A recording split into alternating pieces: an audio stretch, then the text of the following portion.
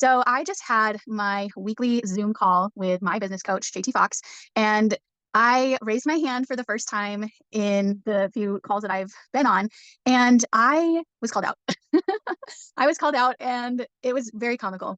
So he said, before we continue, I have to ask what's on your bed. And looking at all the other people who are in the Zoom call, they all had these nice backgrounds. And I'm just like sitting on the floor next to my bed. And I had my Squishmellow on the bed. And he asked me about it, which I don't know why, but I had a feeling that he was going to ask me about it, partly because I show up as I am in whatever state I'm in. I do the best that I can to be a positive light. And when he saw it and I showed it to him, he was like, okay, before we talk about imposter syndrome, because that's one of the questions that I had asked him about, like, what advice would you give somebody who's experiencing imposter syndrome? And his advice was just, you belong. You belong here. Like, you're paying for my time. You're paying to be here. You are asking questions.